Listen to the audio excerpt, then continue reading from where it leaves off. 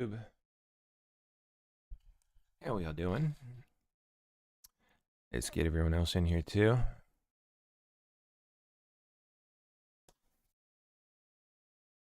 All right, there's D Live and Rumble. Beautiful. Happy Friday morning, everyone.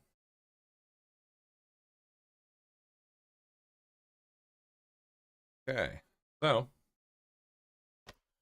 I'm waiting my caffeine to go up here.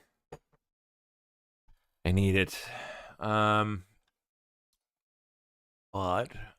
while we're waiting for that, we'll go get it up and ready to run. I saw Steph tagging me in some morning news. Let's have a look here. Nope, wrong share.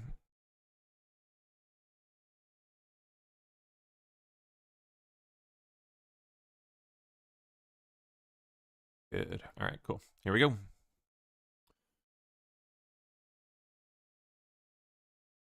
Oh, hold on. There's one more thing I forgot to do on the stream computer. Gotta get that done before I forget.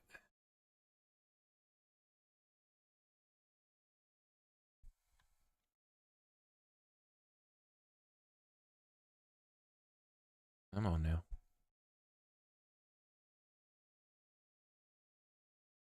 Here we are. All right. All good. Let's see here.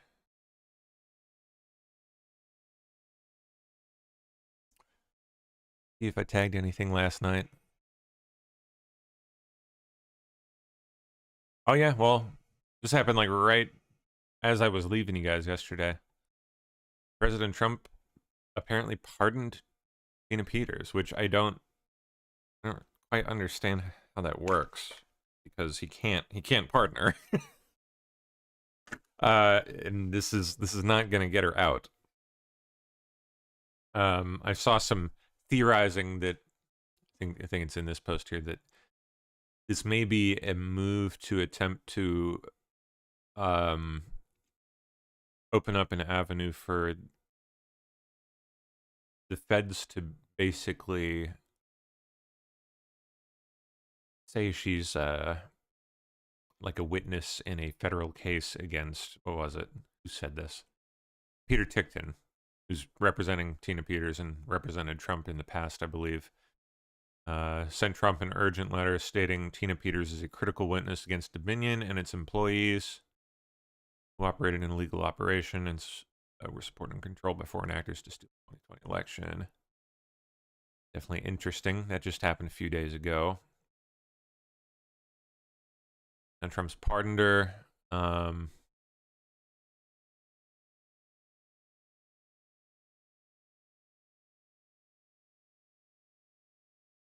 me see. Where is the thing about the marsh? Tag that. Didn't.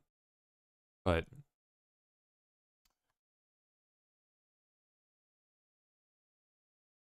oh yeah, there it is. Yeah, if she becomes a federal witness in a federal case, U.S. Marshals could assume custody, but that would then you'd end up with a standoff between the U.S. Marshals and state Colorado. They'd end up fighting that out in court, and you know, even if they took custody of her, it would only, I assume, be for the duration of the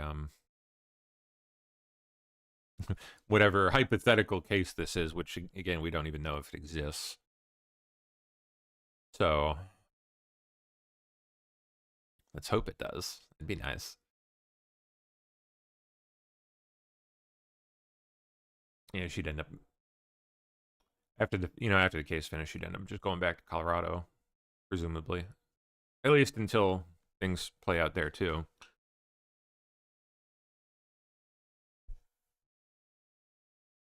Which I have to assume eventually they would if a federal case went down. Could get weird, man.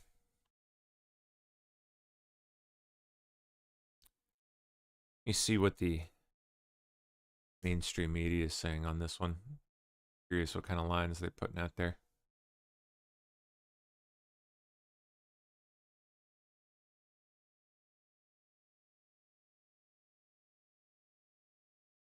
We begin with breaking news. There's a local Colorado station, Denver 7. This should be good.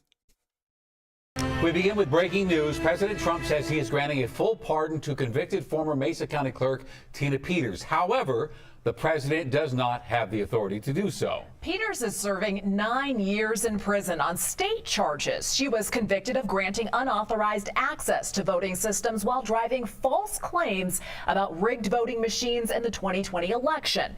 The American Bar Association says U.S. presidents cannot pardon someone convicted of state crimes, only federal crimes. And as we're coming on the air, Secretary of State Jenna Griswold had a statement about this. She says Tina Peters was convicted by a jury of her peers for state crimes in a state court.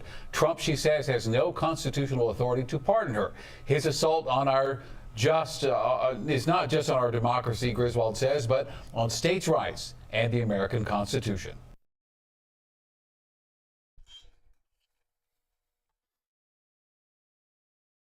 What exactly did Trump say when he pardoned her? Let me bring that up real quick.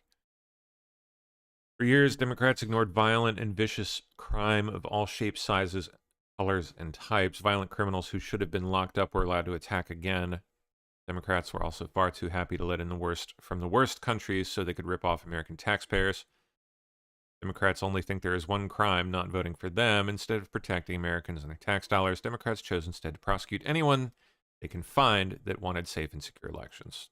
Democrats have been relentless in their targeting of Tina Peters, a patriot who simply wanted to make sure that our elections were fair and honest. Tina is sitting in a Colorado prison for the crime of demanding honest elections.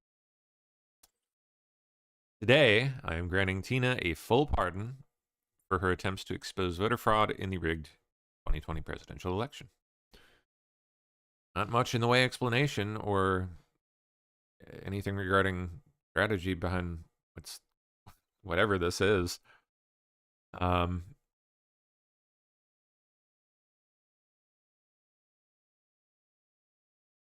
Curious to see where they go with it. Clearly they got something in mind, so.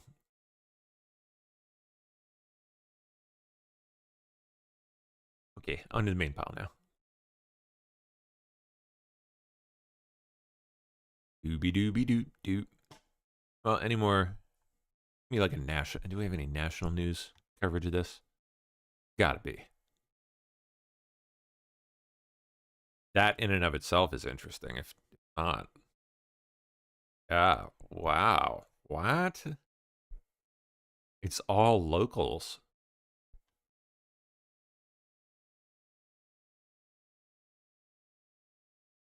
Give me. Finish filter to today.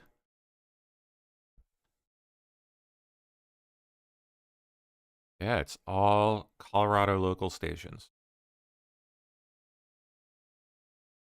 Seems like there's been essentially no national coverage of this. At least not that they've uploaded to YouTube. Interesting. Let me try one of the other locals here. Denver 7. X9. Is that the only other? Fox 31. Now to some breaking news in an almost entirely symbolic move. Moments ago, President Trump posting about convicted Colorado County Clerk Tina Peters, saying he's issued her a full pardon. He did that in a post on Truth Social. Matt Morrow is joining us now from the breaking news desk with more on what this all means. Matt? Christine and Jeremy, there are a lot of questions, as you said, about exactly what this does mean. As Tina Peters was convicted on state charges, the American president can only pardon someone who's convicted of federal charges. Nonetheless, I will read you what President Donald Donald Trump just posted on social media a short time ago. This is on Truth Social. And he says, quote, "For years, Democrats ignored violent and vicious crime of all shapes, sizes, colors, and types. Violent criminals who should have been locked up were allowed to attack again. Democrats were also far too happy to let in the worst of the worst from countries so they could rip off American taxpayers. Democrats only think there is one crime, not voting for them. Instead of protecting Americans and their tax dollars, Democrats chose instead to prosecute anyone they could find that wanted safe and secure elections." He goes on to say, Democrats have been relentless in their targeting of Tina Peters, a patriot who simply wanted to make sure that our elections were fair and honest. Tina is sitting in a Colorado prison for the, quote, crime of demands honest elections. Today, I am granting Tina a full pardon for her attempts to expose voter fraud in the rigged 2020 presidential election. President Donald Trump, as he put this on Truth Social a short time ago, did not offer up any evidence to support those claims that have been refuted multiple times. I should read you, as we talk about this, a statement that Dan Rubenstein, the Republican district attorney out in Mesa County, had sent us a couple of months ago when the president first talked about the idea of either pardoning Tina Peters or trying to get her out of prison somehow in some way.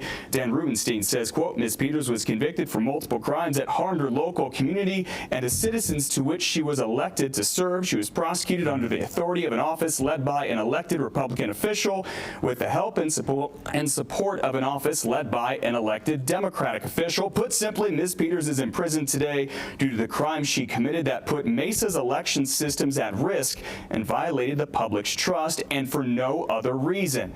Tina Peters was sentenced back in October of 2024 for 9 years in a combination of jail and prison in an election security breach case that goes back to 2021. She was trying to prove that the 2020 election was rigged. We have reached out to the governor's office and to the Colorado. Yeah, they're not going to be of assistance here, obviously.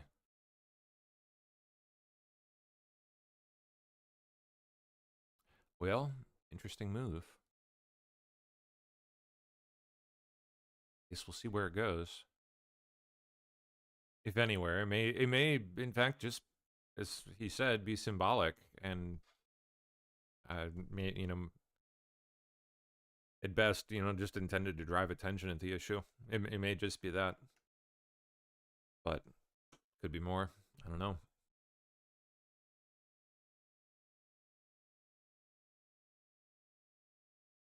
All right. Down, down, down.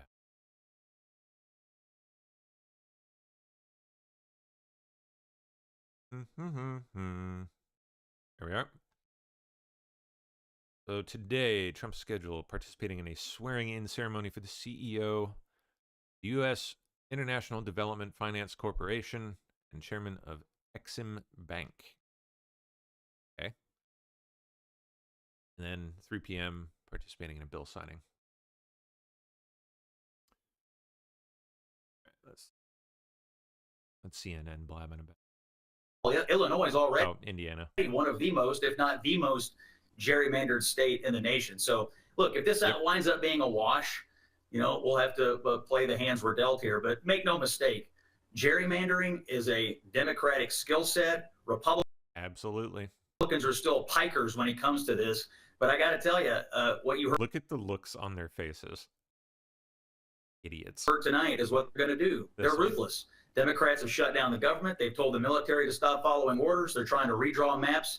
This is the future with Democrats, a ruthless kind of politics, and Republicans better wake up to it. Well, they said don't follow illegal orders, but Illinois.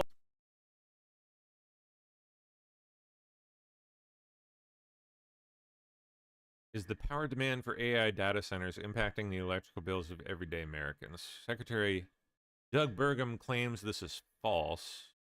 Curious to hear his explanation on this one.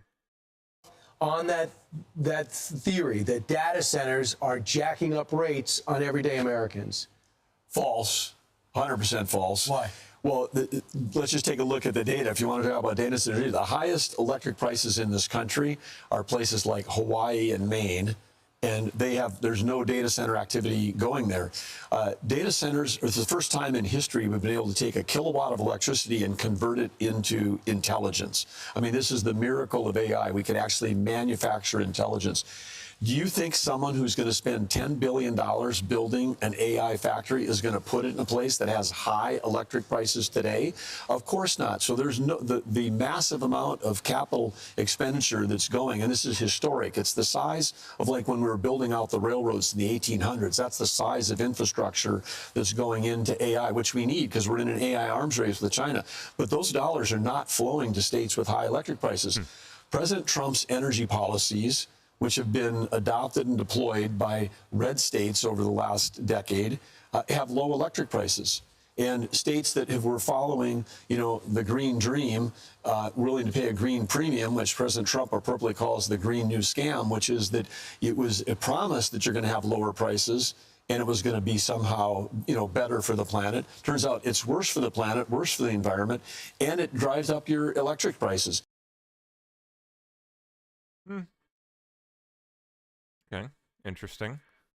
Now we have AI comes along, and it's the greatest increase in productivity for humans ever. I mean, this is it's not only going to cure cancer, but it's going to eliminate all kinds of, drudgery, repetitive jobs. I mean, this drives things forward. Oh boy, he's swallowed it all, hadn't he? Forward. So jobs will be different, but if every person in this country can have a free assistant that speaks 30 languages and can code, that's not a bad thing. I mean, we've already got that, so. In terms of what this can do to transform, it's going to touch every company, every job, every community, but it's going to be transformational. But we also need it for national security. There's no chance that you can probably true. National security is going to be completely tied to AI. Just go back to last spring. Unfortunate, unavoidable, true. Iran launched 500 missiles at Iran from Iran to Israel in one day. 498 were shot down because of AI. And Americans, that at the end of that day said, what was the score of the ball game? Without AI, Israel might have been obliterated in one day. So, it's not just some future theoristic, It's here. It's here. It's here right now, and we need that. UK rapidly developing plans to prepare the entire country for the possible outbreak of war, the Armed Forces Minister has said. Oh boy.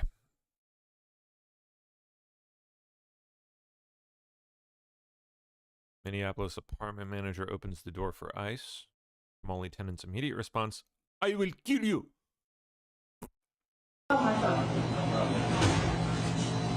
What's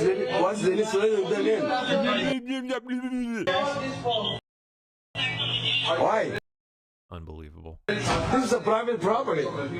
We live here. Why should we let them in? God, I hate that freaking accent so much. Okay, that's going to be the biggest demonstration ever against Shelby Associates. Hear it all the time around here. It's obnoxious. I will tell you.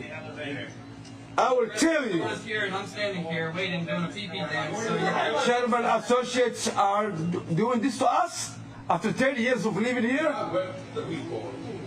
These are just family, man. Sherman Associates, I live here 27 years, and they're letting ICE into. You've lived here 27 years, and I can hardly understand you. 27 years. Arrest us as Americans. We are Americans. That's funny because you don't sound American. Look at this. why are they gonna back for in a building that's not for that? Why? I'm not letting the title. Show your faces, you know what I'm saying? Show your faces. We are Muslim? Is that the problem? Yeah? After 30 years? Yes. Yes, yes, that's a problem. Taking our money? Yep, that's a problem. We are Muslim? Oh, good.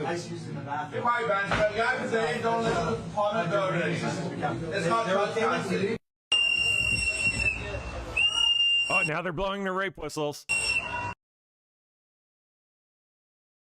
Okay. Million illegals on free taxpayer-funded health insurance. But hey, we were told that was not happening. Undocumented immigrants. Hey. Receiving taxpayer-funded benefits resulted in more than 1 million extra people enrolled in Medicaid alone.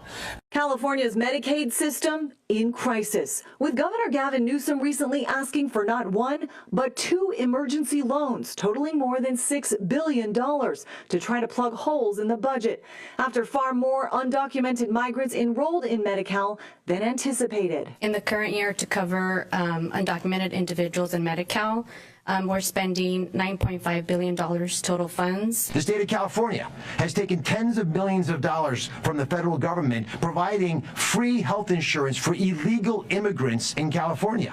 We're going to get that money back. A similar crisis in New York, where immigrant enrollment in emergency Medicaid has surpassed 480,000 people, as Elon Musk and his Department of Government Efficiency team insist they've discovered at least 1.3 million illegal migrants have Medicaid. DOGE working to make massive cuts. In 21, you see 270,000 people, goes all the way to 2.1 million in 24. These are non-citizens that are getting Social Security numbers. Supporters of providing those benefits say it helps protect the entire community when undocumented immigrants are able to stay healthy.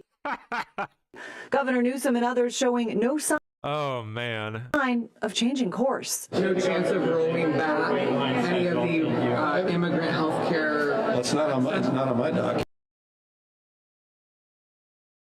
Yes, it's good for the community that we have millions of people that don't belong here bringing diseases in, and we now have to spend billions of dollars to treat them. It's a good thing. I'm proud to report that we've saved or will save about $1 billion of taxpayer fraud for applications, through our student loan system, and it was really a pretty simple thing to do. You think about the fact that when you buy airplane tickets or whatever, you have to show an ID if you're going to rent a card, but there had been no kind of ID verification as students filed, their application for student loan. And what we found was there were a lot of bots and ghost students that were costing taxpayers money, and that those loans had gone to people who didn't exist or people who were dead. So we were able to root out a lot of that by this. I call it a simple process, but we've clearly had a lot of work that has been going on, with our IT department, the programs that are being put in to root out this fraud and abuse. I'm proud to report that Ghost students. You're making up kids. Fun. The U.S. Mint has unveiled new designs for coins to commemorate the 250th anniversary of American independence. Very nice. What you need to know is streaming. Oh, it's Disney? What the okay. Let's see. The US Mint has unveiled new designs for coins commemorating the 250th anniversary of American independence next year. 5 versions of the quarter will include images of the Revolutionary War, the Declaration of Independence, and the Gettysburg Address. All new coins will feature a double date, 2026 and 1776. Oh, that's pretty cool. A new $1 coin with Donald Trump's face on it, which the Treasury Department has said is coming. Rather unprecedented. I mean, a sitting president getting a coin during his presidency, I don't know that has ever happened before. Was not part of this announcement, but a draft design shows the president raising his fist after his attempted assassination with the words "fight, fight, fight." Oh wow, on the coin. That's pretty cool. The US Mint has unveiled new... Well, okie dokie. Give me a second here, I gotta check something. On me audio settings, limiter. Let's bump that up here. Okay. Why my voice is getting limited so hard?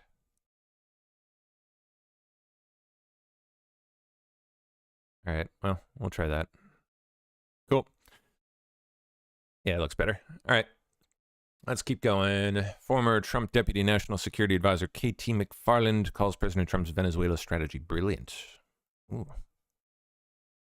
Brilliant.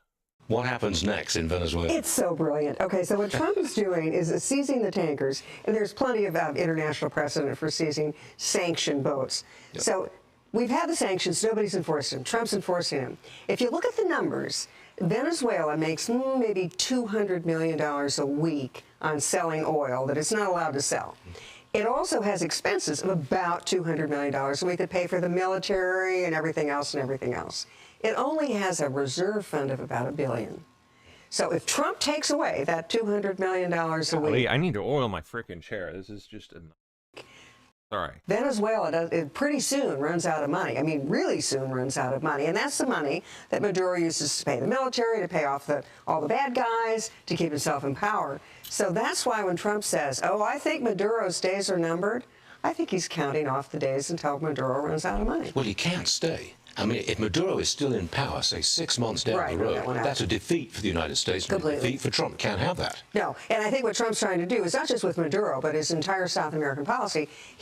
And the new national security strategy he just issued. He envisions a Western hemisphere that's U.S.-led, that is at peace, that invests in each other, that trades with each other, and is a shining symbol to the world of how democracy and American leadership work. Colombia, next country? Well, Colombia's a little different because Colombia is the drug trade. So what Trump is also doing, and what he's doing with Venezuela when he's shooting those drug boats out of the water, is he's also going after their cartels, and he's stopping the drug trade. You know, we have ignored South America for 20 years. Both parties have. That's true. And what's happened? The Chinese have come in, the communists have come in, and the cartels have come in. And I think Trump is looking at all of those and saying, I'm going to remake the Western Hemisphere. That is actually, I never really looked at it like that, but if that is indeed the case, that would be like, I mean, it would be astonishing. What an accomplishment that would be. Especially in the face of what's happening in, you know, in Europe. We may very well see the fall of Europe within our lifetimes at this rate. Sooner rather than later. And that doesn't leave us in a very good spot unless we, I don't know, make some new allies.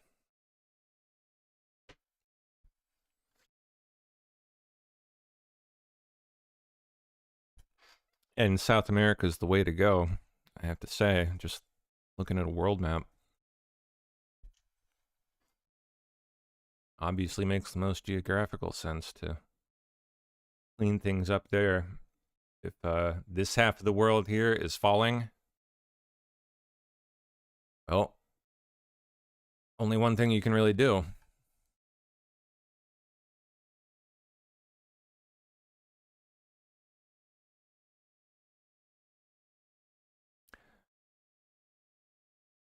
That'd be quite a move.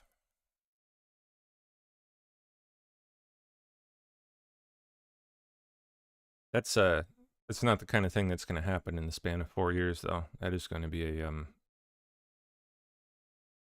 multi-administration effort. So hopefully we can secure power here before things get too insane.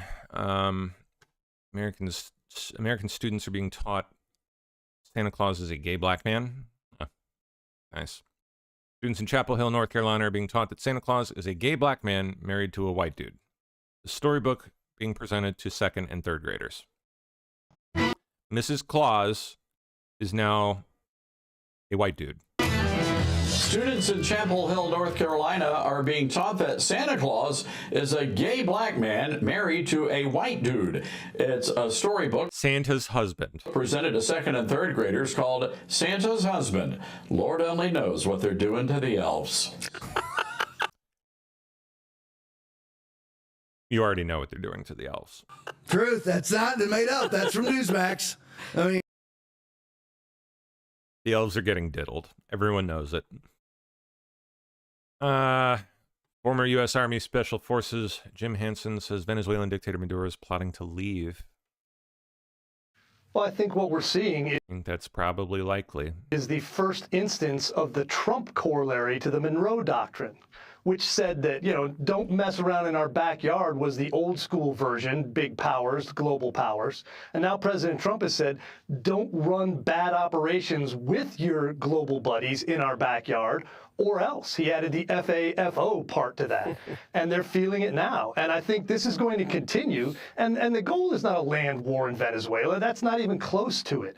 Maduro's leaving, like you said. The only reason, or the only question is where he's going. So it's working, and that's the problem for the left and the others. They don't want to see Trump working properly to keep our backyard safe. You just made an assertion that he's leaving. How do we know that? We're hearing options like Qatar and Belarus, but how do we know he won't just stay and be a martyr? Martyrdom is not what most tyrants want. I mean, tyranny is about gathering all of your toys together and then going and enjoying them somewhere. So he's looking for a soft landing somewhere. Okay. And I think that's something, that we can help him with. And who cares where he goes? He just needs to get out. And he's got no right, nor does anyone, to be running drugs and smuggling oil to make money for bad purposes with bad people in the Western Hemisphere. We're just not going to allow that. Yeah, and if Putin was smart, he'd help Maduro land in Belarus, give him a bunch of girlfriends, some wine, some vodka, some pillows. I mean, that would be such a great way for this to end, and that's how everybody wants it to end. What kind of I mean, I like pillows, but message does this send to the Chinese? The Chinese are doing military drills with the Russians out in the Pacific, and now we're seizing basically their oil. That oil was going to Beijing. And good. They've got no right to be coming in our backyard and, poaching some tyrant's oil that he stole from his own people. He stole an election. He's stealing their natural resources. He's destroying the country and helping one of the other global superpowers. No, that's not going to happen. So I think there's a lot that can be done. I think President Trump has demonstrated that this is our neighborhood, and we're not going to allow the bad guys of the world to bring their problems to us, and especially to bring them into our country. Well, I think what we're seeing.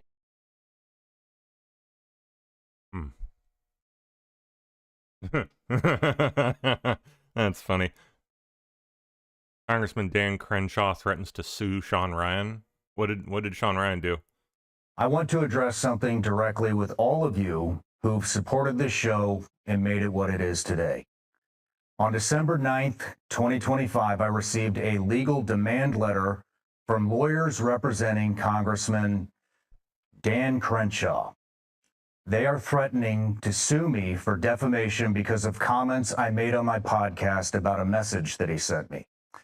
They want me to remove content, issue a public apology, and stop talking about him.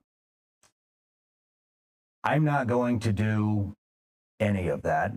Let me give you full context. Well, yeah, what's the deal? So you can judge for yourself.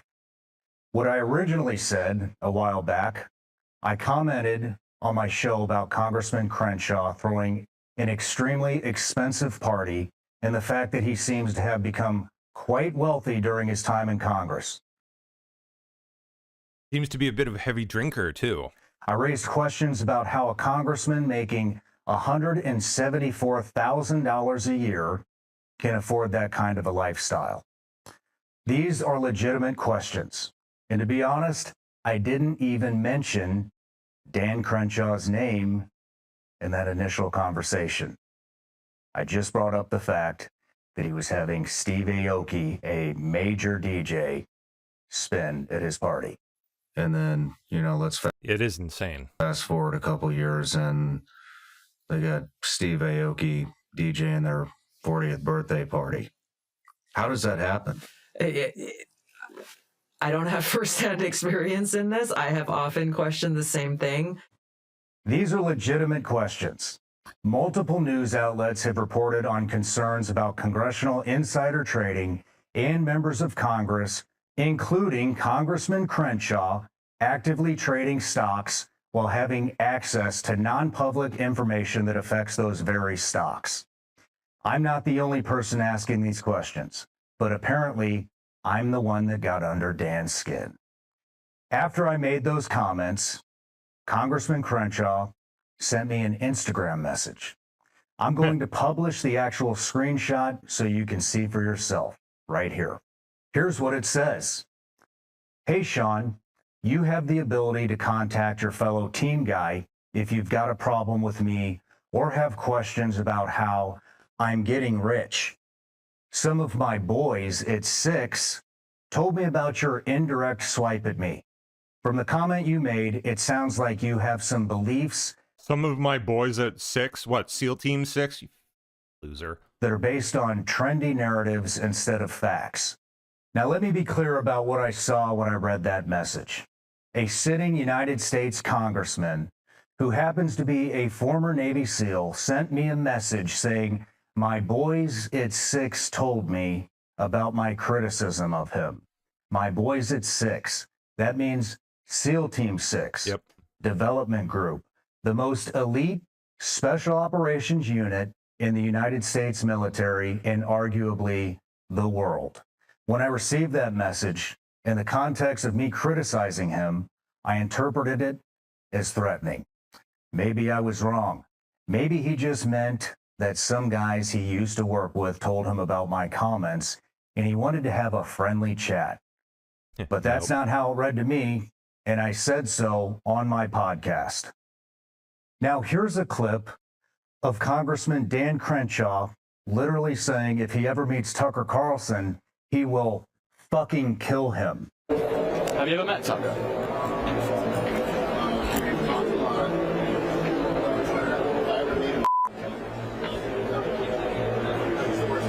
So I'm just curious, what would you think if Congressman Dan Crenshaw sent you a message saying his boys at 6 after he threatened to kill Tucker Carlson? Now his lawyers are claiming that my interpretation of his message is defamation. They say I accuse him of threatening me with assault, great. Wow. which is a crime, and that I need to publicly apologize and remove the content from my show. Dear God. Here's my response. No. I'm publishing their full demand letter along with my lawyer's response so that you can read both and decide for yourself whether my interpretation was unreasonable. This isn't really about whether I misunderstood a message. This is about whether a sitting member of Congress can use the threat of an expensive litigation to silence criticism. I asked questions about Congressman Crenshaw's wealth. Those questions are fair game. He is a public official. He makes decisions that affect all of us. He trades stocks while having access to classified and non-public information. The public has a right to ask how he's getting rich while he's in office. Instead of answering those questions, he sent me a message that referenced SEAL Team 6. And when I said that message felt threatening, he lawyered up and demanded I apologize and shut up. And I won't. Now, what's going to happen next? If Congressman Crenshaw wants to sue me, he can. My lawyers are ready, and if he does, we're going to use the discovery process to get answers to all the questions I originally asked. Questions about his finances and how he affords the lifestyle he's living on a congressional salary. I suspect that's the last thing Dan actually wants. But here's what I think is really going on. Congressman Dan thought he could intimidate me into silence. He thought a legal threat would make me back down. But unfortunately, Dan, you're wrong. I'm a veteran. I've been in combat too. I've faced actual threats. A demand letter from a DC law firm, unfortunately, does not scare me. So let me clarify my position for the record.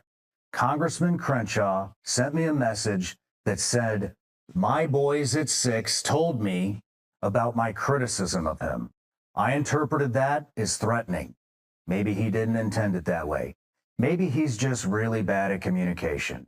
But when a congressman invokes elite special operations forces into a message to someone who's criticizing him, that person is allowed to find it threatening. And you know what? I still want answers to my original questions. How has Congressman Crenshaw accumulated significant wealth while serving in Congress? What stocks has he traded and when? Did he have access to non-public information that affected those trades? How did he afford that expensive party? These are questions every American should be asking about every member of Congress. The fact that Congressman Crenshaw's response is to threaten litigation rather than provide answers tells you everything you need to know.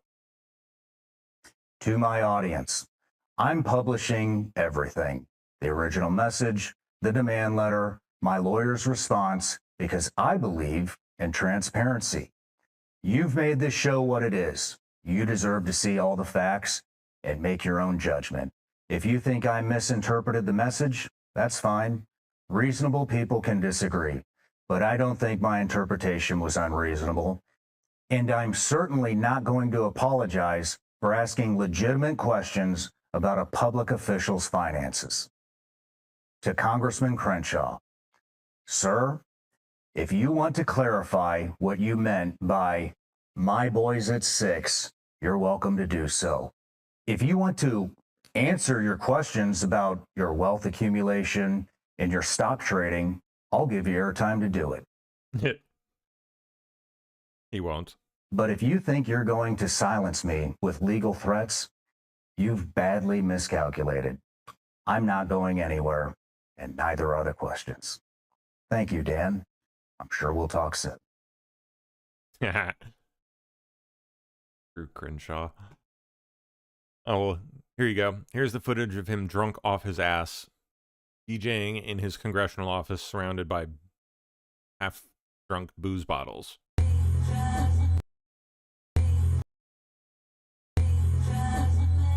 So, yeah, it's good to be around. The EC one's more fun than the rest. The rest are like... This is disgusting.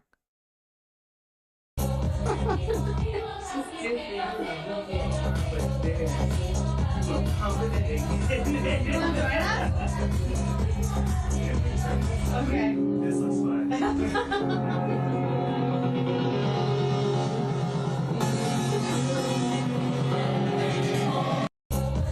Jeez. Rather serious setup.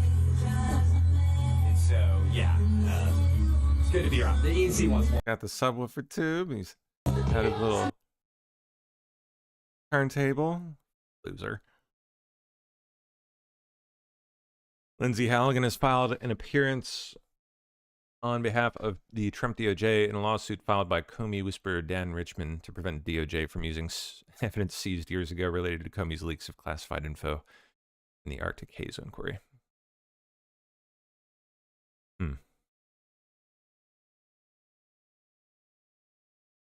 Oh, really? Somali refugee calls out his own community over fraud. Look at that. There's at least one of them with some integrity. How about that? For having me. There are much deeper issues. I've moved into the U.S. And in Maine about 11 years ago, and basically the first question that members of my community asked me which tribe, I belong to, and when I mentioned, so I fell into that category. So there's a deeper tribal rivalry going on in the community, much larger than anybody can actually imagine. And then interestingly enough, even though I spoke very good English, one of the things that I was told to do is go find a discounted housing Section 8, which I didn't know what actually it was, and sign up for all the other community benefits within the government or the state. And my response was, I'm actually here to work and build, basic and become part of the American fabric, which is pretty much what I've been working on for a while. I'm incredibly fascinated by what you're trying to say, so much so that I'm sorry to interrupt, but I just want to clarify. So when you felt that pressure and you were told to go join, public welfare programs once you moved here, where was that pressure coming from? Are you saying it's like cultural, like neighborhood, like neighbors telling you this is what you should do? How were you pushed in that direction? Well, it was coming from the community that actually thought that was just a way of life, right? I instead of being asked about what kind of school I want to go to, what subjects I would love to study, and those interesting conversations weren't there at all. And my response was, can we do better things? Can we as a community actually integrate? And let's listen to that word, interestingly. They don't want to do that.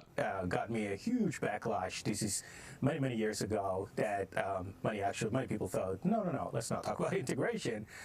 And I wasn't ready for that. I wasn't ready for a pushback against this idea of sort of melting into America, becoming part of America. And let's just be very clear that I haven't arrived here as a young man. I mean, I came here at age 29, so I was well informed about my culture and my community growing up in a civil war in Somalia. Incredibly, you're telling me you not only were discouraged from integrating into America, but you were also encouraged to stick to your tribal allegiances from back in Somalia, and those tribal allegiances and divisions remain here in America. That stat I showed, I'm curious, Abdi, about the percentage of the Somali population on some form of welfare, 80%, and stays that way over a 10-year period. Does that surprise you?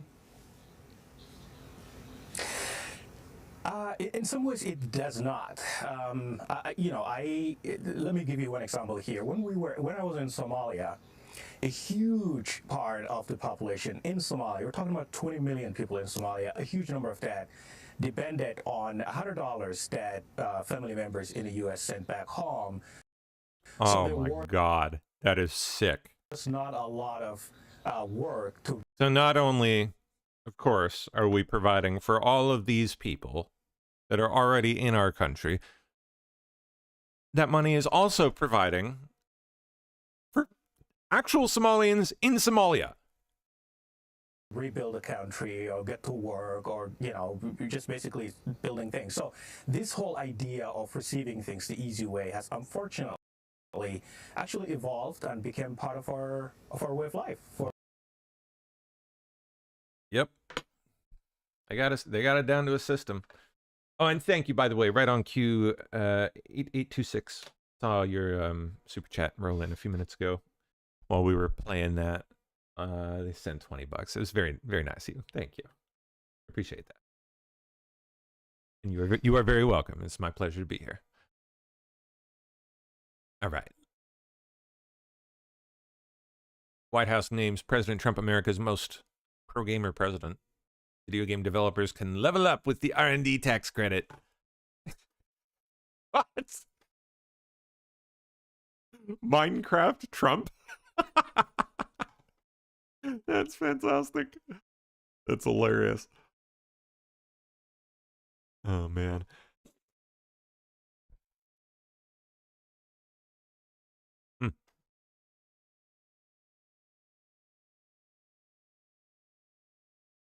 Okay, Senate fails to pass healthcare bills.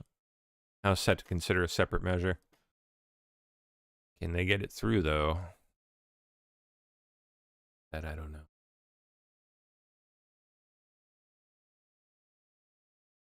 Angel families joined GOP Arizona Rep. Hamada on the Capitol Hill today to honor those killed in border-related crimes. How has the election made you feel on a scale from 1 to 10, with 10 being not What? Nazi, Oh, damn it. not I hate when it does this shit. All right, we'll zoom it in. How has the election made you feel on a scale from 1 to 10, with 10 being Nazi, not. My name is Dr. Nick Peterson, and I specialize in those suffering from TDS, Trump Derangement Syndrome. Hello. I'm Dr. Peterson. How are you? Well, Donald Trump is a felon. Nope. I asked how you were doing. The majority of Americans can mentally handle election results on both sides of the aisle. However, there's this small, albeit growing, group of, I don't want to say Americans, but people that are just disconnected from reality. Fascist. And honestly, it makes diagnosing these people a whole lot easier. I just check their social media. Gone are the days when you just search your symptoms on WebMD at home by yourself. Now they record their symptoms and post them for the world to see. The haircut is also a dead giveaway. So, what brings you in today? Oh, I don't know. Maybe it's the orange democracy-destroying, Putin-loving dictator. All right, so mental illness. They are completely blind to the fact that their absurd actions and ideologies were a big factor in their party's loss. let me ask you this. Do you even know what democracy is? Follow-up question. Do you know how Kamala Harris became the nominee? I know you're a deplorable Nazi fascist bigot. Okay, neat. Turns out that calling half the country Nazis for 4 years was not a winning strategy. And yet somehow, not even Cardi B could save him. Do you realize what I'm going through? Yep, delusions. I'm losing my right to vote. What? Where are you getting your information? Whoopi Goldberg? Well, what's the remedy, you might be wondering? Well, if you ask me, it's a history lesson in Jesus, but the pharmacy doesn't offer those. I prescribe them a brain, and I send them to trybrain.com for more information. Well, I'll show you. I'm moving to Canada. That'd be great. I wish Mr. Scavino would have posted who made that. Oh well.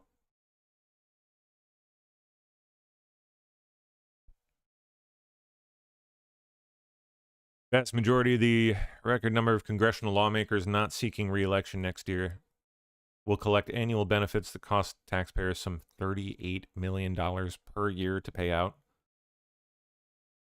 Ricky Schlott on what to know about the pension perk in question.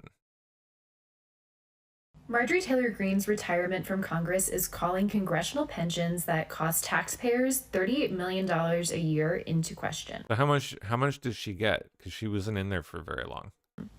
Members of Congress are only eligible to collect pensions after 5 years of service, and Marjorie Taylor Greene notably decided to retire exactly 2 days after her 5-year That's hilarious. Wow. anniversary. She can start collecting at age 62, and it's estimated that she'll be entitled to roughly $8,700 a year, which is relatively It's modest, yeah. modest compared to some of her peers.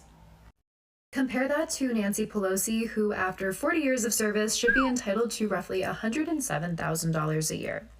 This has frustrated a lot of members of Congress, especially those in the House of Representatives, because they're not allowed to opt out of this pension program. Interesting. Thomas Massie has pledged to reintroduce legislation to the House that would make participation in the pension program optional. In his words, if Congress want to save for retirement, they should do so with 401k type plans rather than rely on taxpayers to take care of them even after leaving Congress. But for the foreseeable future, the taxpayers will still be footing the bill. Yeah.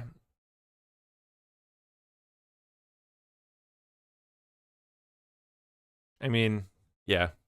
Seems like kind of a relatively small issue considering the rest of the things we're facing. Crypto mogul Do Kwon sentenced to 15 frickin' years in prison over massive $40 billion currency collapse. Yep.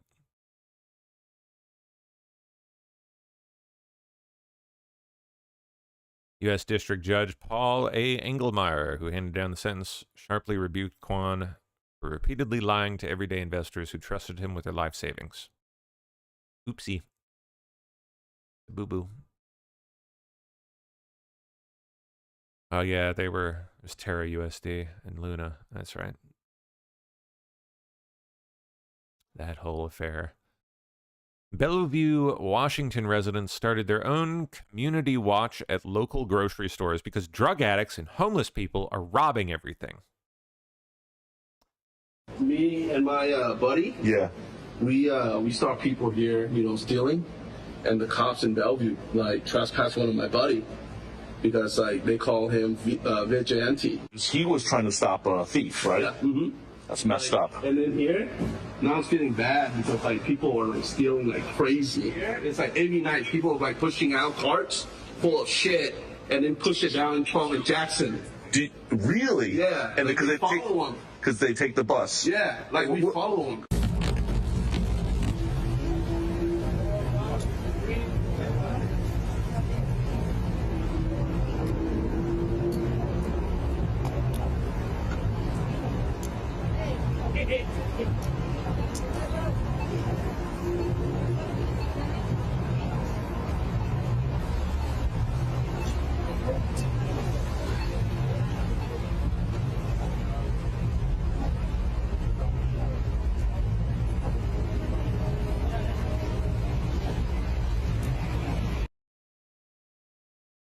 Yuck.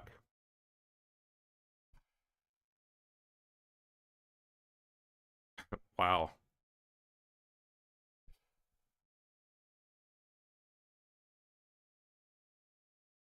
James Blair explains the U.S. seizure of a Venezuelan oil tanker. All right. This is part of what we call the shadow fleet. These are ships that are sanctioned because they have been part Bringing oil to Iran and China. of shipping black market oil around the globe to sell on the black market to finance narco-terrorism. The president has taken a hard stance against narco-terrorism, by far the hardest stance of any American president in history, and he's made it very clear. He says, you are not going to do narco-terrorism in this country. You're not going to run drugs in this country. You're not going to violate U.S. sanctions that are sanctioned by U.S. federal judges and search warrants in this country, and you're going to pay a price if you do. So it's very simple, Sean. This is about enforcing U.S. law and sanctions around the country, Sean. It's very simple. This is part of... Beautiful. All right. Border Patrol Chief Bovino absolutely torched several Democrat governors, including Illinois' J.B. Pritzker. The fat boy himself. You know, Pritzker hasn't got it figured out. I don't think he could figure his way out of an open field. I think there's the sport here. Yep, that Tubbo wouldn't have a hope doing anything like that. He'd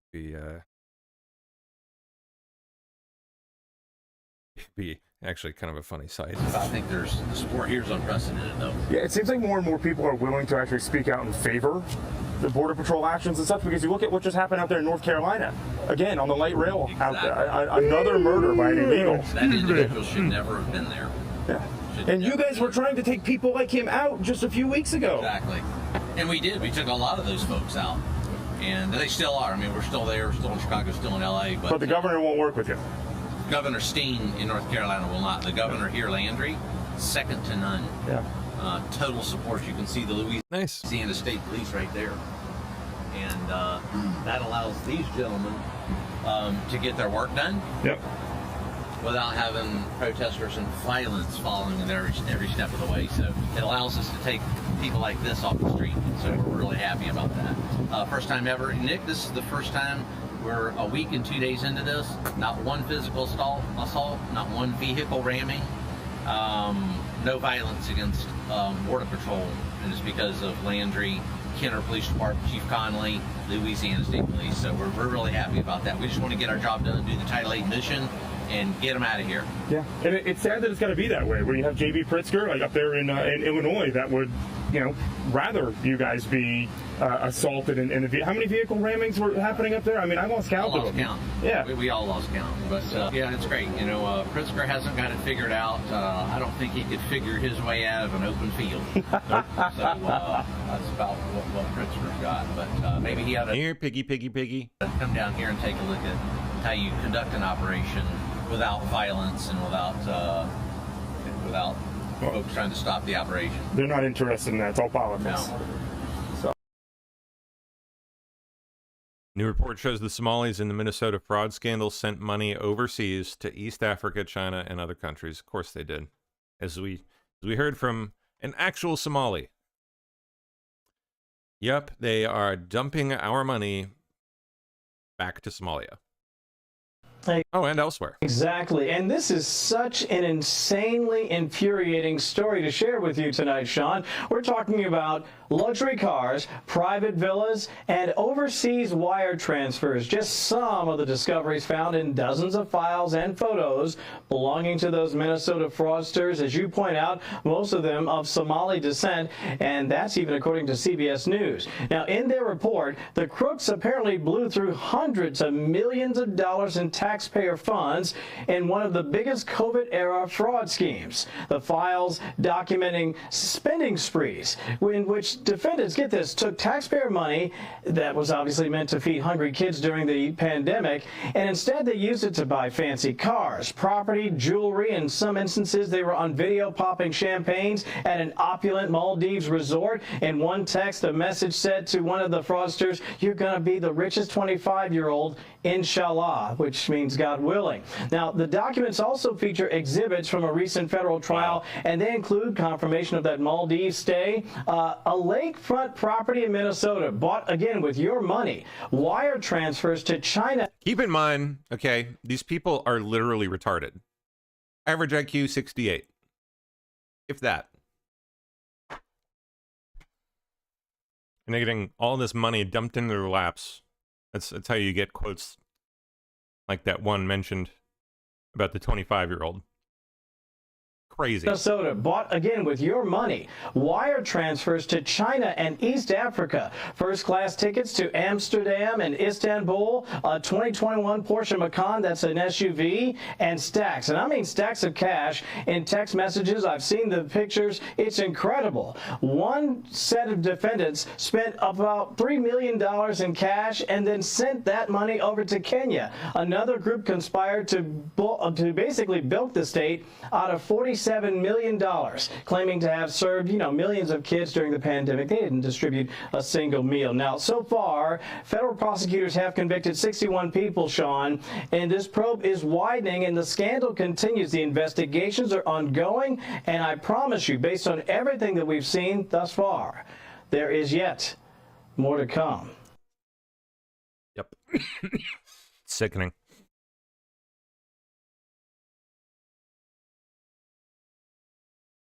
We saw that. Okay, NATO chief Mark Rutte says after a grinding multi-year stalemate.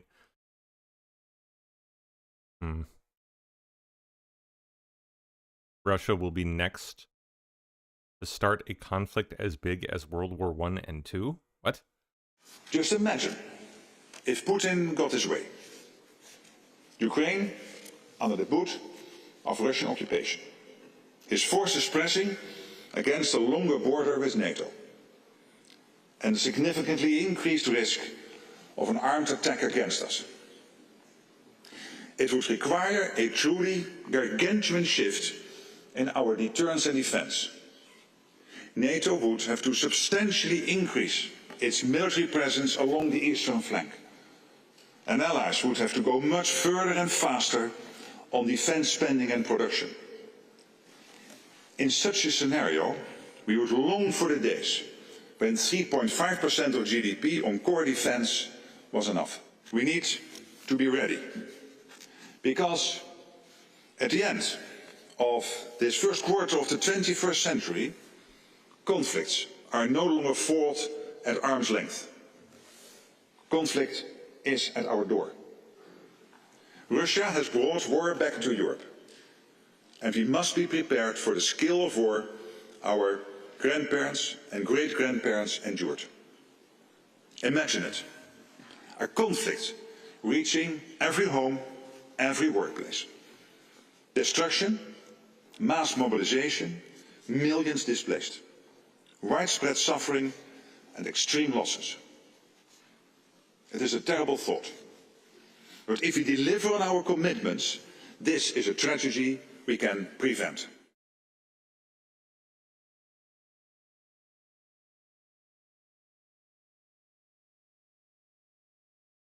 Okay.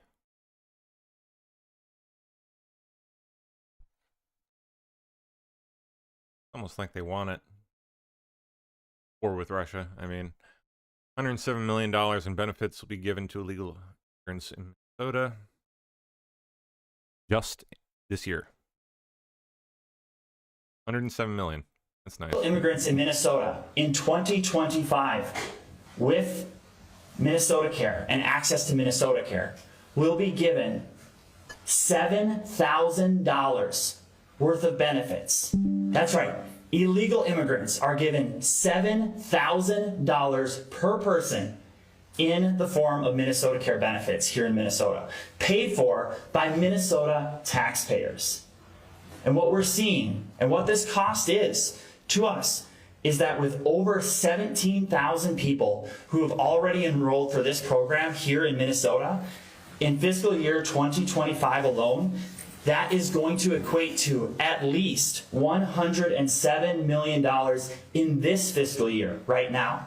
Immigrants in Minnesota. I believe it.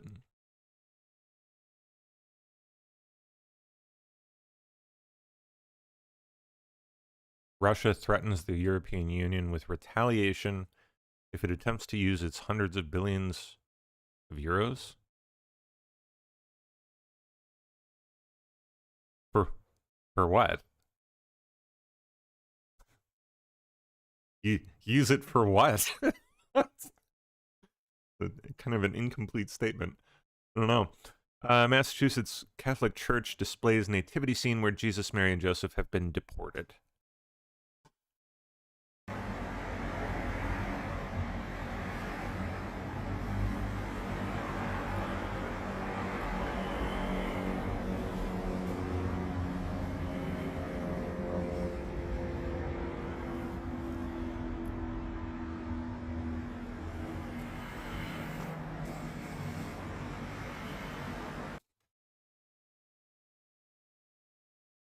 Massachusetts for you.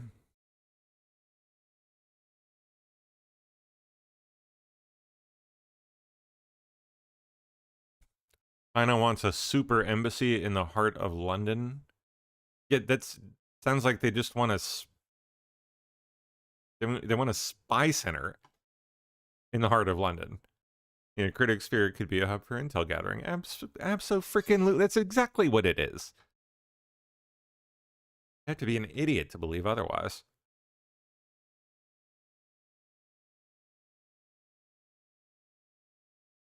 Yep, they would. Bingo. That's exactly what I was about to talk about. All the data that would be run into that place. Yep. They're important fiber optic cables that either run under the site or very close to the site. Yep. Which carry probably massive amounts of important and valuable data. Of course they do. Having a Chinese embassy sitting on top of those cables, which could be in extremis be attacked, is a significant problem.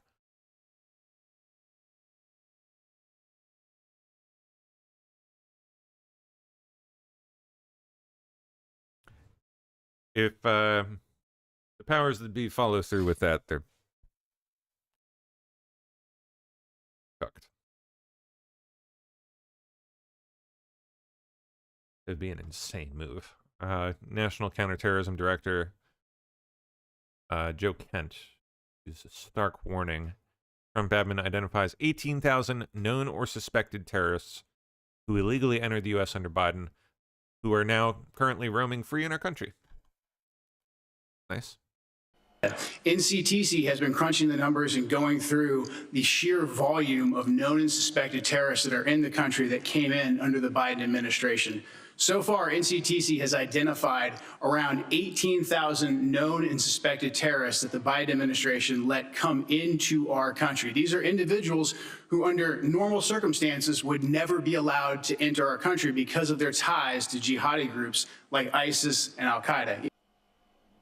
18,000 known and suspected terrorists in our country, and Democrats want to abolish ICE and make their jobs impossible. That Oh, yeah, that's exactly what they want, Sean. is insane. And after the hearing, the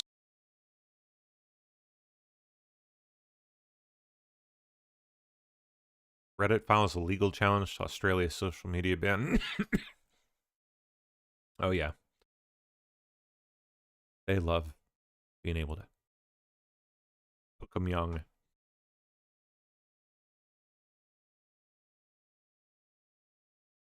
Here's Rep. Abe Hamida proposing the dual citizenship question for the census. American people deserve clarity. Okay, let's hear it. Or see it, read it. Okay, so he introduced a bill. Oh, come on. That would add a dual citizenship question to the U.S. Census.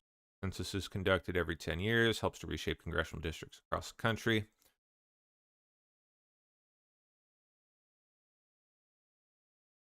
Okay, so it's called the Make Allegiances Clear Again Act, which he introduced last week. It's a long overdue reform of our nation's census system. So this has got to be that dual citizenship thing that everyone was making a big deal about last week or whatever.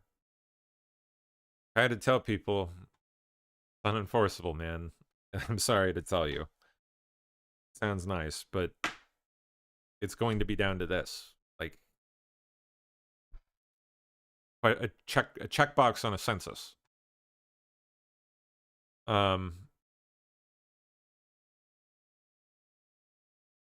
I'm not saying that we shouldn't do it. Shouldn't be passed, but I don't think it's going to solve what people think it will solve. You cannot fix a breach in national security if you refuse to look at it. That's true.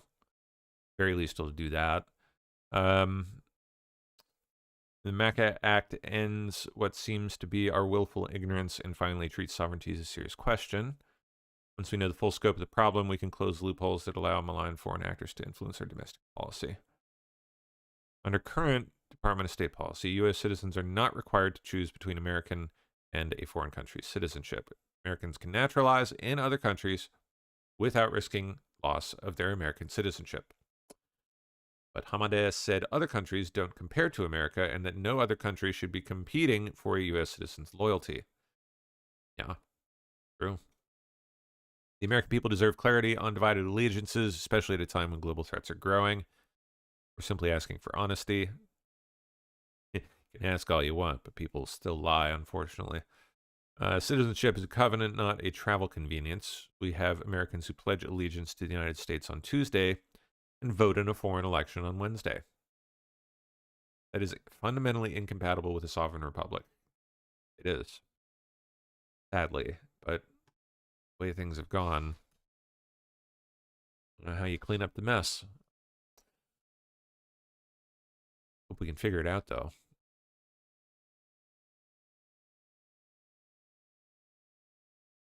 Okay.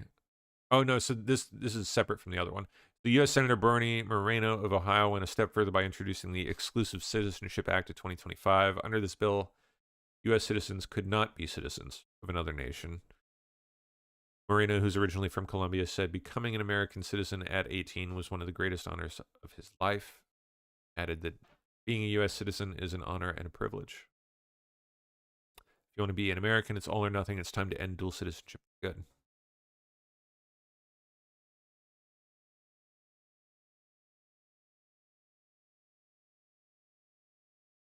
Cool. All right.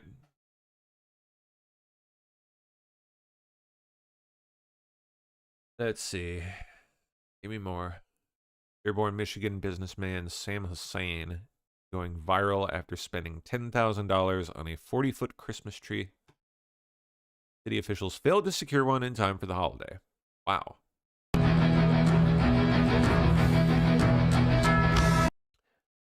Arab American Muslim man. Is he?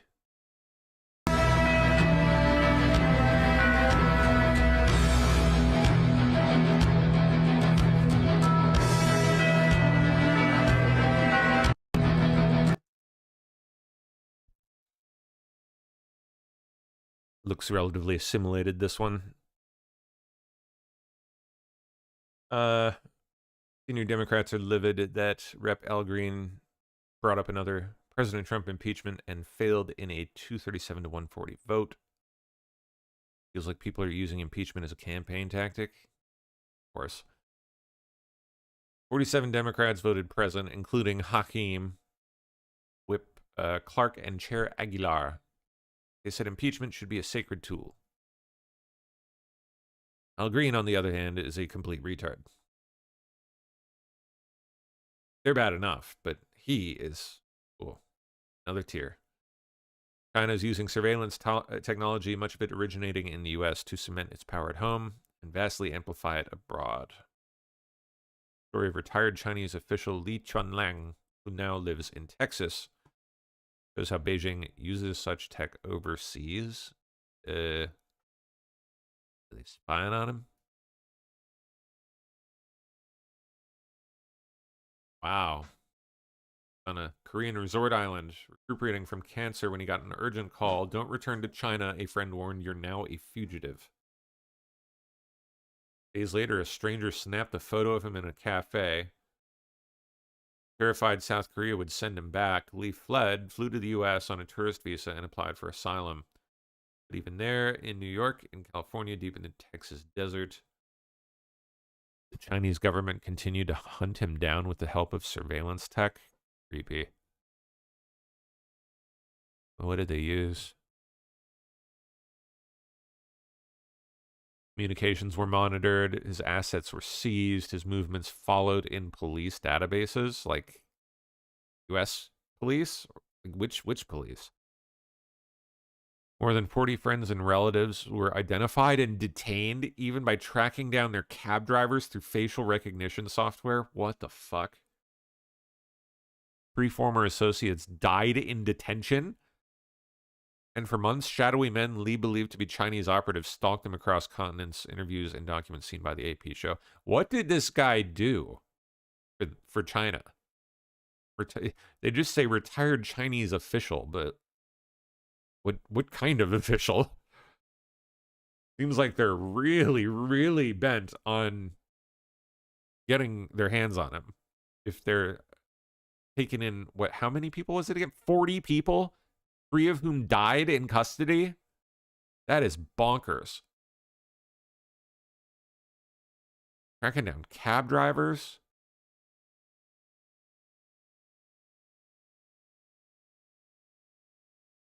In China, this tech helped identify and punish almost 900,000 officials last year alone, nearly 5 times more than in 2012.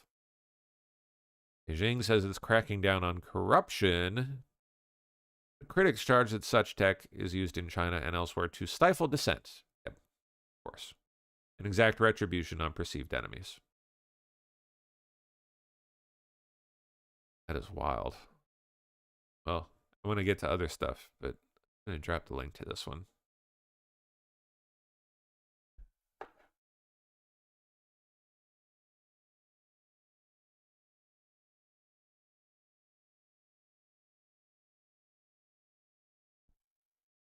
There we go. That is nuts.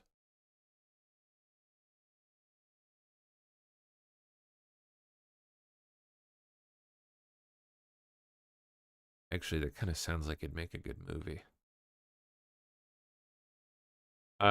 Colombian President Gustavo Petro condemned the recent seizure, excuse me, of a Venezuelan oil tanker by U.S. forces as oil piracy and warned that foreign intervention in the Caribbean could lead to further conflict. They just seized a ship. It is So we're doing the oil piracy, huh? oil piracy. It is oil. In other words, they are showing why they are doing what they are doing. Oil, oil, and more oil. But oil is about to die as a driver of economic development for our peoples. So we have to think about another kind of development. What to do? We cannot have the same military power. We cannot have the same financial power. But we can have other kinds of power. And one of them starts here, joining forces. Juntarnos. Que los ingleses, después de tratar de arrasar militarmente a México, que tiene una... Entonces estamos en un segundo escenario después de Gaza. So, we are in the second scenario after Gaza, the Caribbean. 100 dead already, and it could be thousands if they unleash an invasion. They say I am defending a dictatorship, but what I defend and want to defend is life in the Caribbean and the humanity that lives there. We have dealt with dictatorships ourselves. We do not need much help to do that. When people decide to, they free themselves from dictators. And in the Caribbean, we have freed ourselves from many dictators. Que nos hemos liberado de dictadores en el Caribe.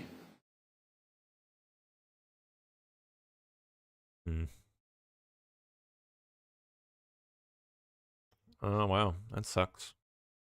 NASA has lost contact with a spacecraft that's orbited Mars for more than a decade. MAVEN, which stands for Mars Atmosphere and Volatile Evolution, abruptly just stopped communicating with ground stations on December 6th. NASA said this week that it was working fine before it went behind the red planet. When it reappeared, there was only silence. That is pretty weird. Something happened to a NASA rover on the far side of Mars. NASA has lost contact with MAVEN, which has orbited Mars for more than a decade. It was working fine before it went behind the red planet. When it reappeared on December 6th, Maven stopped communicating with ground stations. There was only silence. It was launched in 2013 and entered Mars's orbit in September of 2014, studying the upper Martian atmosphere and its interaction with solar wind. Scientists blame the sun for Mars losing most of its atmosphere to space, turning it from wet and warm to the dry and cold world it is today. Maven has also served as a communication relay for NASA's 2 Mars rovers, Curiosity and Perseverance. They're looking into what went wrong and will release more information when they figure it out. Back in October, the Maven orbiter was one of 3 Mars spacecraft to have a front row seat to view 3I Atlas, the third known interstellar object from outside of our solar system. Maven captured ultraviolet images which help determine the chemical makeup of the comet and how much water vapor is released as the sun warms it. Now, scientists say these details help them better understand the past, present, and future of this comet. Interesting. I wonder what happened. Weird. American woman refuses to allow a non-English speaking foreigner drive a truck on the road. Bravo, ma'am. He needs an interpreter. She says, if you don't understand, I cannot help you. Yes. I'm telling you, it's bad. So, your company is UUL. What are you doing, drop?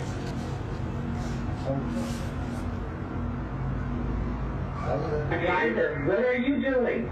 If you don't understand, I cannot help you here. I want him to go back to the end gate. Go back to the end gate, and I'm going to help him at the end gate. Because I want to see what he has, but I cannot discuss with you what he wants from me. I can't do that. So some terminals, they won't allow him to even do that with what we're talking about here. I want him, tell your driver to go to lane number 2, and I will help him in lane number 2. I will help him in lane number 2.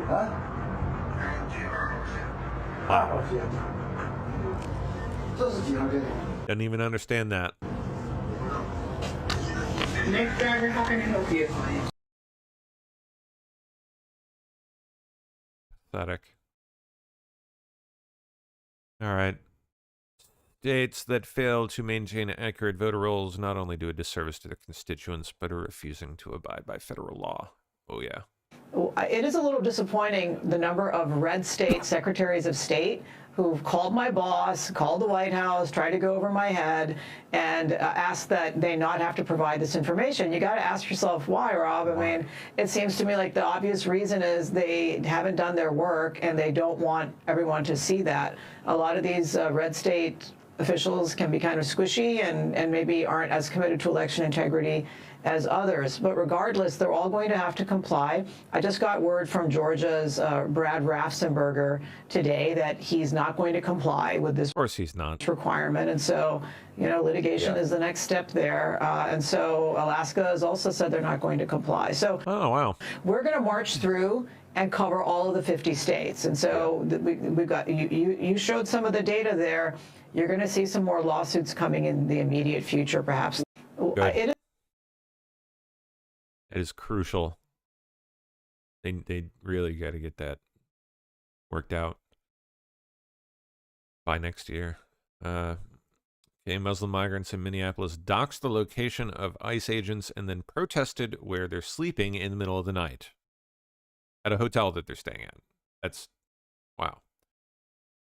The man recording isn't even speaking English, probably because he can't.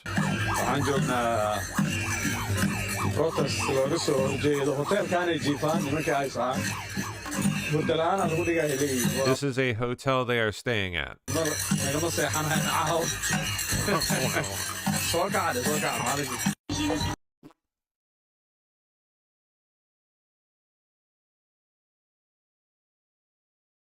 President Trump and the First Lady here hosting the Congressional Ball at the White House.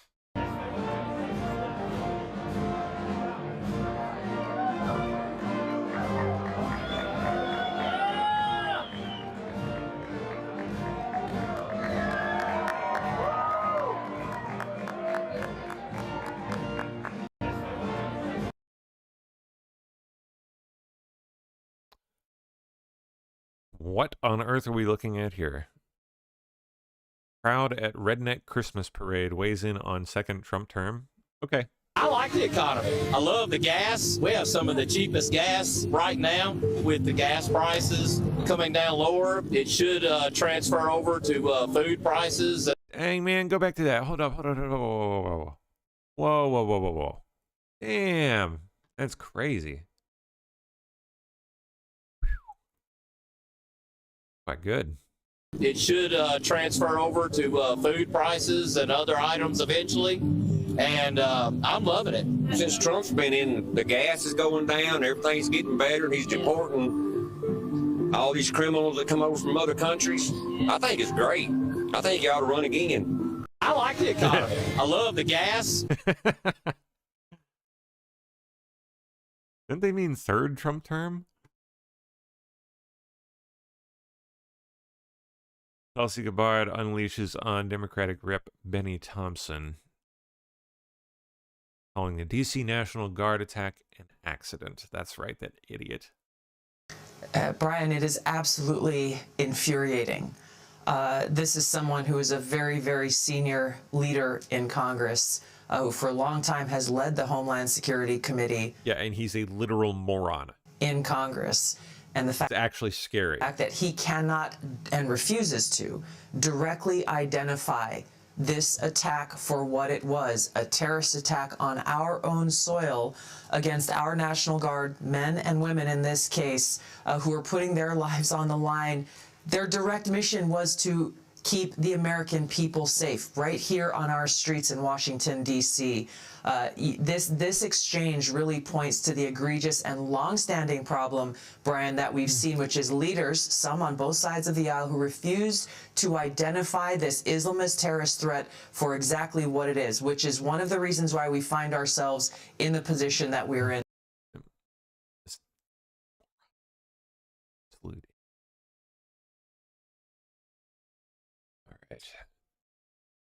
Days of torrential rain in Washington state have caused historic floods. Looks like we now have a houseboat. Wow. Got about 6 feet of water underneath my house, maybe 7. Whoa.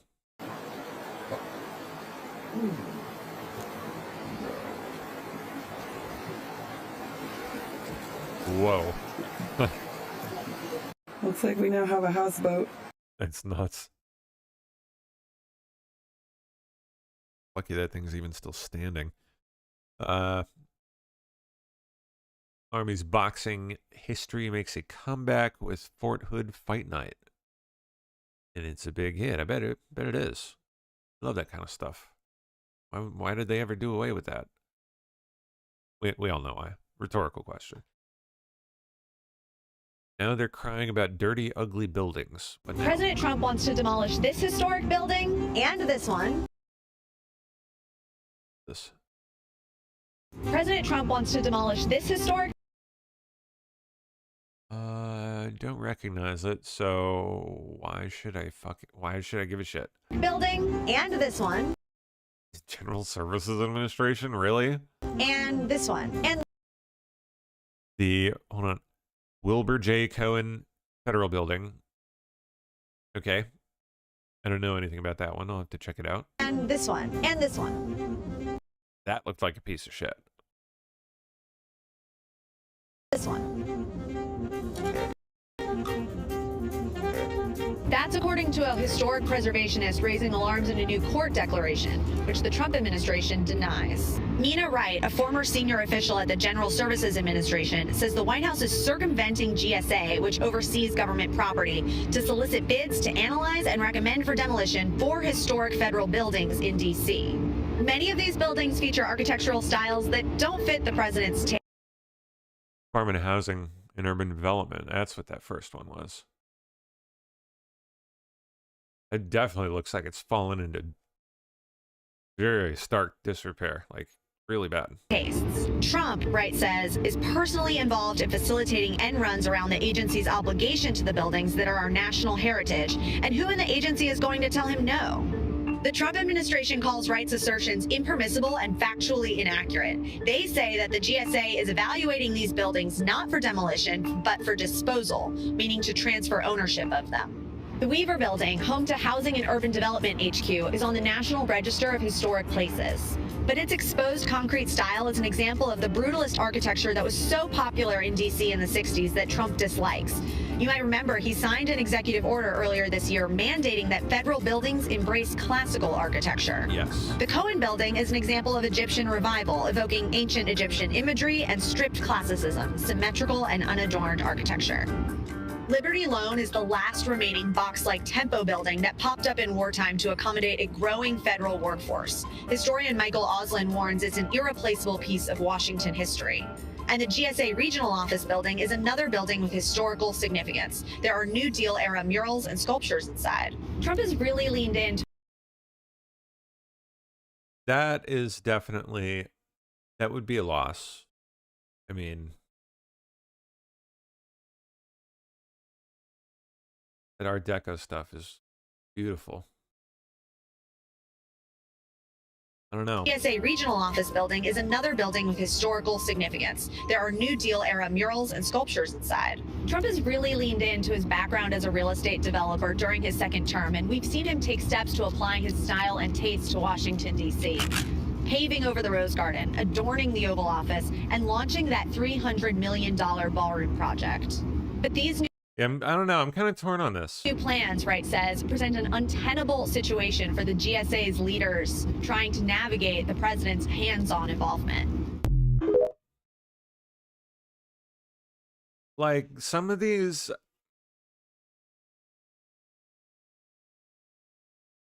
think you could probably make a good argument that they ought to be preserved. Others, not so much. Like, the HUD building's fucking ugly. I'm sorry. It's just gross. And that last one, that federal worker building, I forget what it was called. The last one she showed was just ugly. It was disgusting looking. With the GSA building and the other one, sounds like have some art worthy of preservation, and yeah, I don't know. It's tough. Heinous plot. FBI investigating more than 350 subjects tied to violent online 764 network. Oh, good. Targets kids and other vulnerable individuals. Wow. Investigating 350 of them. Take them out. Now to a story every parent needs to know about, involving a growing and deeply... I think that's unrelated. Investigating more than 350 subjects. Wow. FBI remains concerned about these loose networks of violent predators who befriend minors and other vulnerable individuals through online platforms, and then coerce them into escalating sexual and violent behavior, pushing victims to create graphic content, abuse material, harming family pets, cutting themselves with sharp objects, or in attempting suicide. Some of these predators even encourage these victims to live stream their self-harm and other violent content. Part of the FBI's effort to counter the violent online network, the Bureau is providing training to personnel in all of its field offices. Good, they need to be informed on how to deal with this stuff. So that it's working with law enforcement partners at home and abroad to identify the alleged perpetrators and hold them accountable. It'd be good to see.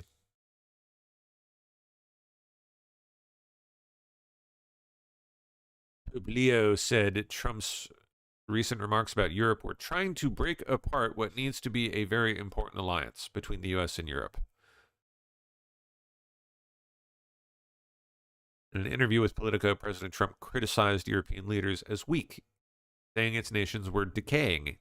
They are. And suggested that the U.S. could scale back support for Ukraine. We can. And we will. At this rate. I think, unfortunately, some of parts of it that I have seen make a huge change in what was for many, many years a true alliance between Europe and the United States. The remarks that are made about Europe, also in interviews recently, I think are trying to break apart what I think needs to be a very important alliance today and in the future.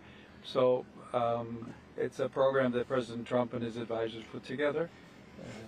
He's the President of the United States, has a right to do that. But it has a number of things in it that I think, while perhaps many people in the United States would be in agreement, I think many others would see things in a different way. I think, unfortunately... Okay there, Popey. Tax court consolidates Clinton Foundation whistleblower cases, signaling progress towards trial. Oh. What dis? Judges agreed to consolidate 2 cases brought by whistleblowers against the IRS, alleging the tax agency failed to provide them with an award for information on the Clinton Foundation. How about that?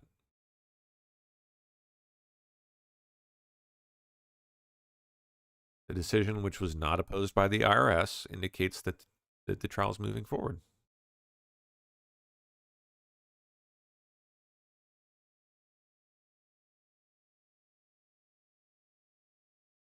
Oh yeah, I got the Army-Navy game tomorrow. Okay.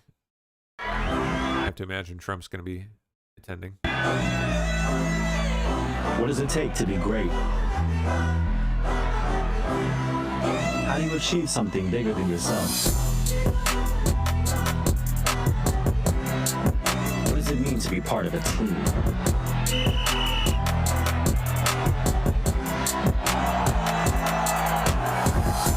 What separates the losers from the winners? The Navy knows. Yeah.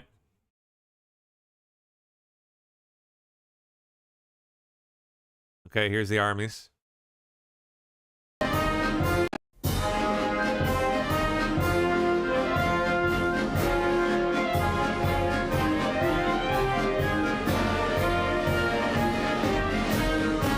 never mind.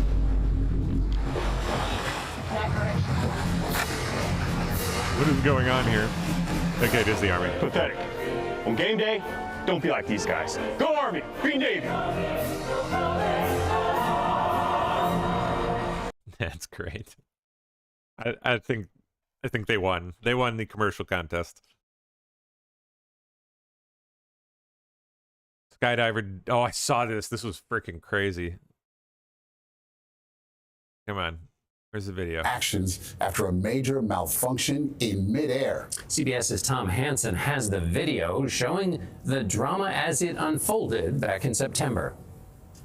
It was meant to be a highlight of an Australian air show, 16 skydivers in formation jumping from 15,000 feet. But just as the cameraman and first skydiver stepped out of the door, things went terribly wrong. A reserve parachute inadvertently deployed, knocking the camera operator into free fall and flinging the skydiver into the plane's stabilizer on the wing. An investigation by Australia's Transport Safety Bureau found the handle of the reserve parachute snagged on the airplane's flap, leading it to deploy. While dangling from the Cessna, luckily the skydiver was carrying a hook knife, not mandatory gear for parachuting. He was able to saw through the lines of the reserve chute until it finally broke free. But when the main parachute did deploy, it got tangled with the remnants of the reserve canopy. Finally, a break. The parachutist was able to untangle the lines and gain control. They suffered minor injuries and the Cessna had some minor damage, but both skydivers and the plane landed safely. Tom Hansen, CBS. Crazy. So many things there that could have gone so much worse than they actually did.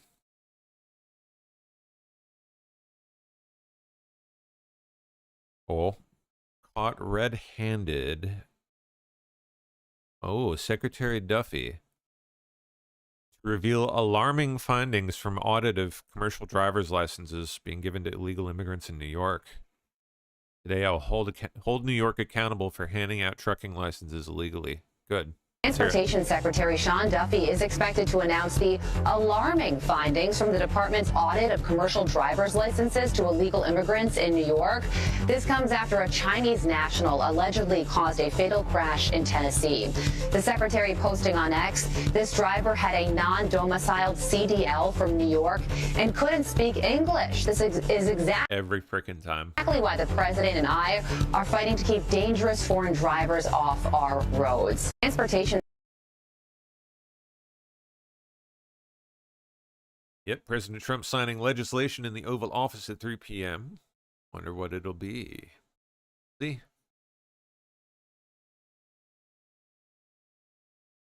Oh, wow. Colorado AG Phil Weiser, who in 2021 commuted the 110-year sentence of an illegal immigrant who killed 4 people while driving without a license, says he will not be releasing Tina Peters after President Trump pardoned her. First off, will this work? Will President Trump's pardon actually free Tina Peters? No. No.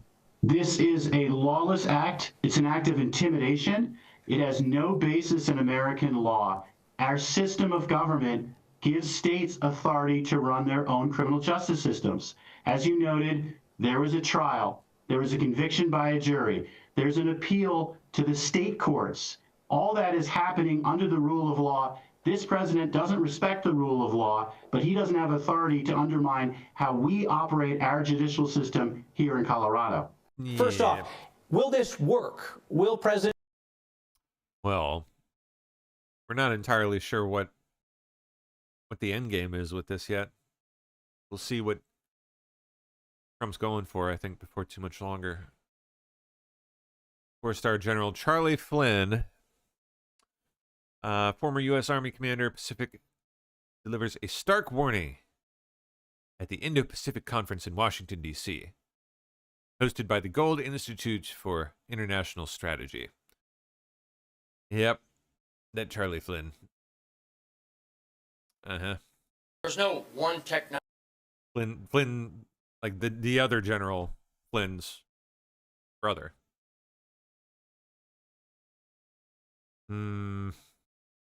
Sketchy character. There's no one technology that's going to win this, right? It's a combination of the following. You have to reorganize. You have to repurpose, rebuild, and introduce new capabilities.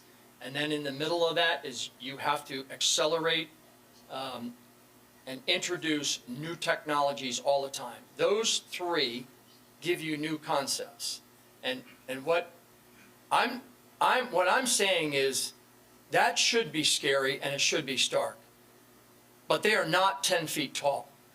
Okay? And we are doing things out there that are throwing them off their plan.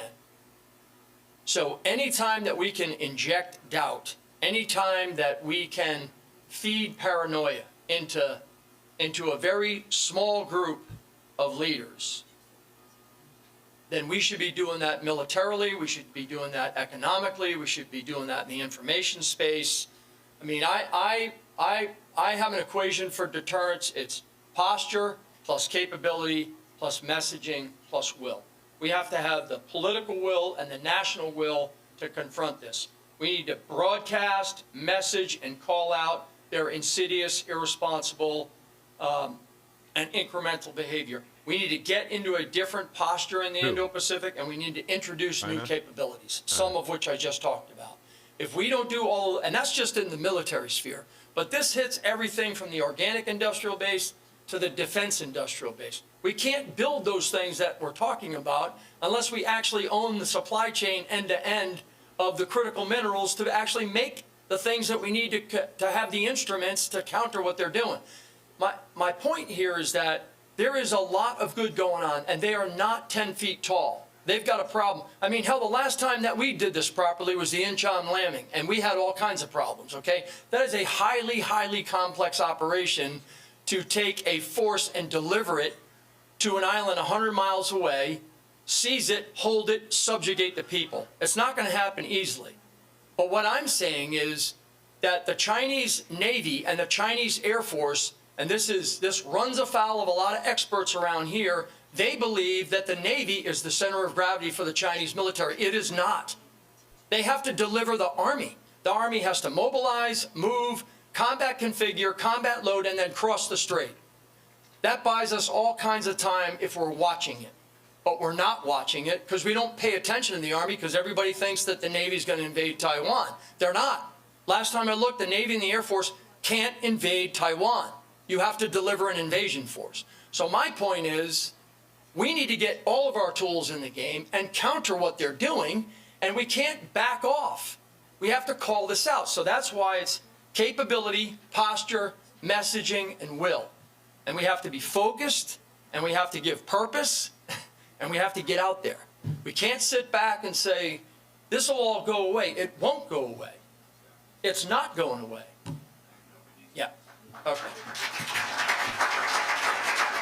Interesting. Okay.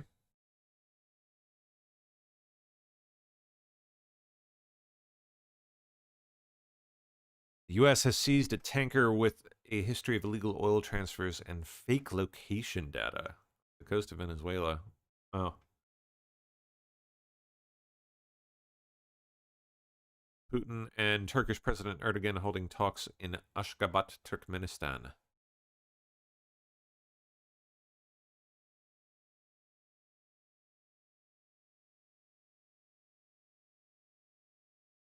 White House seeking Senate confirmation for Lindsey Halligan as U.S. Attorney. Good.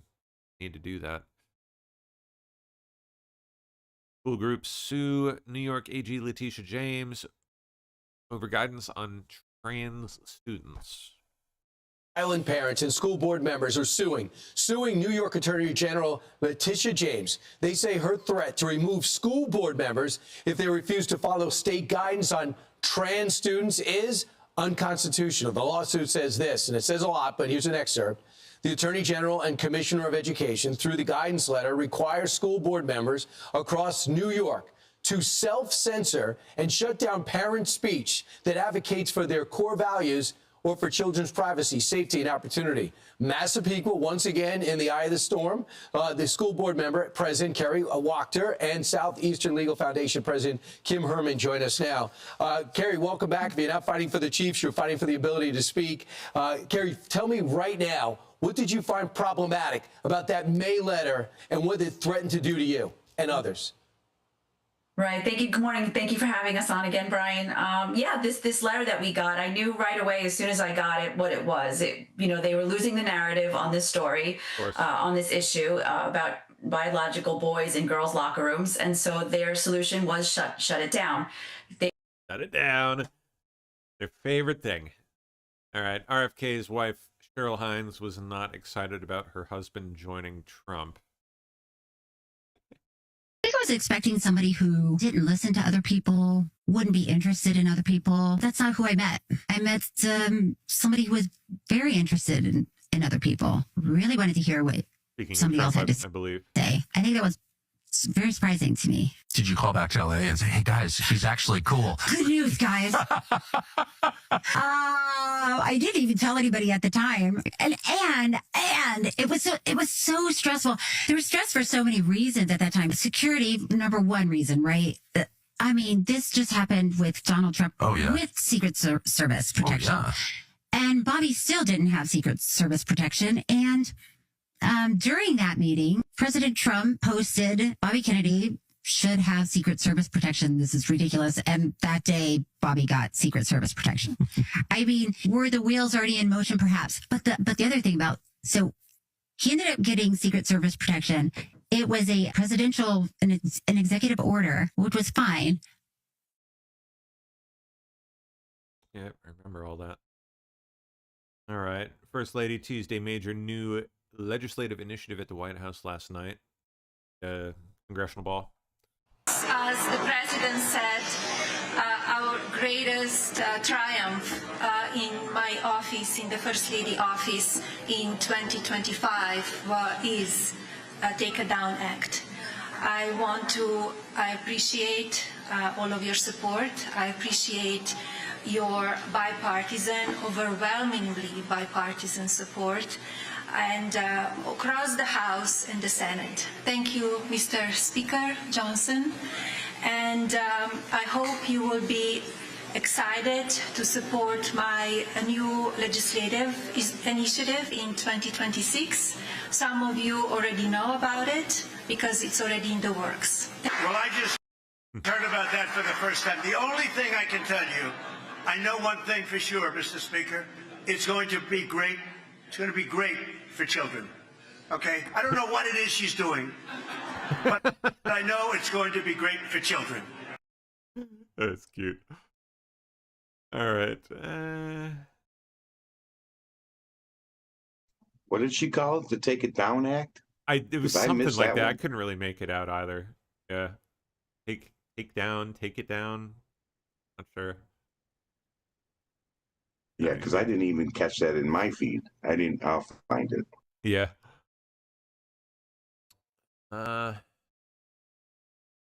It's boring. Trump now terminating temporary legal status for Ethiopians. Good. This will make them deportable soon. Thank goodness. Get them out. Anything in the last minute here? Oh, look at that. House Democrats release photos from Jeffrey Epstein's estate showing Bill Gates, Bill Clinton, and other high-profile people. Oh, fun.